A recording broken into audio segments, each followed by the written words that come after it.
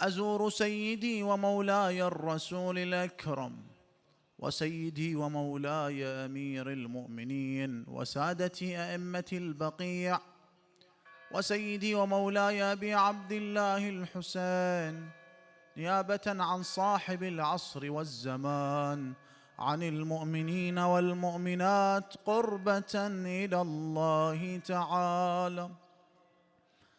السلام على رسول الله أمين الله على وحيه وعزائم أمره، الخاتم لما سبق والفاتح لما استقبل والمهيمن على ذلك كله، ورحمة الله وبركاته.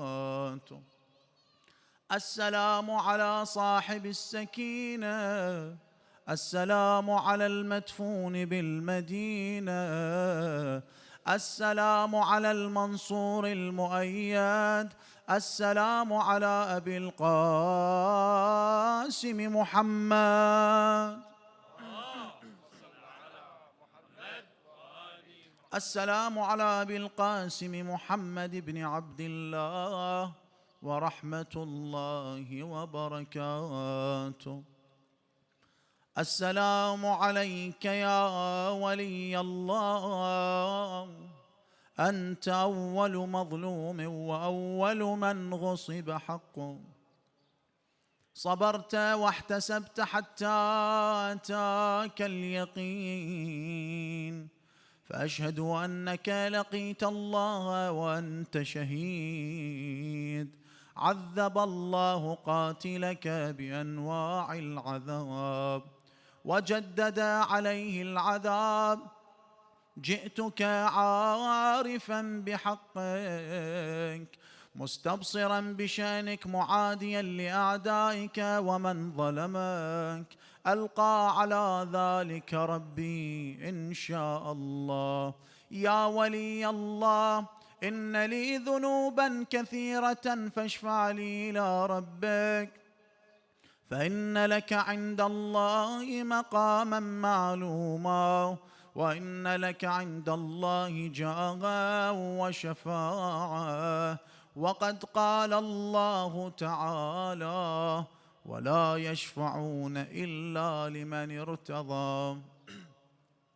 السلام عليك يا مولاي يا أمير المؤمنين، وعلى ضجيعيك آدم ونوح، وعلى جاريك هود وصالح، ورحمة الله وبركاته.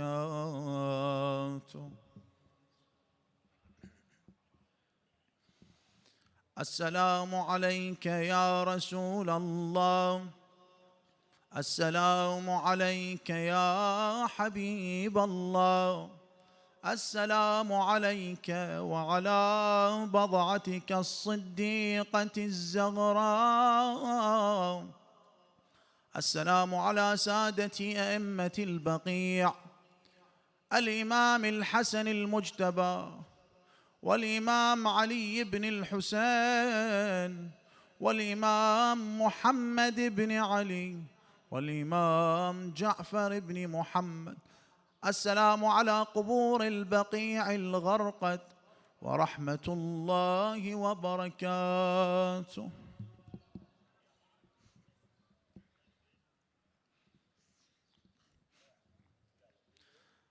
السلام عليك يا أبا عبد الله، السلام عليك يا ابن رسول الله، السلام عليك يا ابن أمير المؤمنين، السلام عليك يا ابن فاطمة الزهراء سيدة نساء العالمين، السلام عليك يا أبا الأئمة الهادين المهديين، السلام عليك يا صريع الدمعة الساكبة، السلام عليك يا صاحب المصيبة الراتبة، السلام عليك وعلى جدك وأبيك، السلام عليك وعلى أمك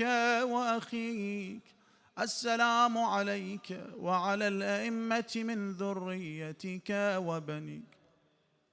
أشهد لقد طيب الله بك التراب وأوضح بك الكتاب وجعلك وأباك وجدك وأخاك وبنيك عبرة لأولي الألباب يا ابن الميامين الأطياب التالين الكتاب.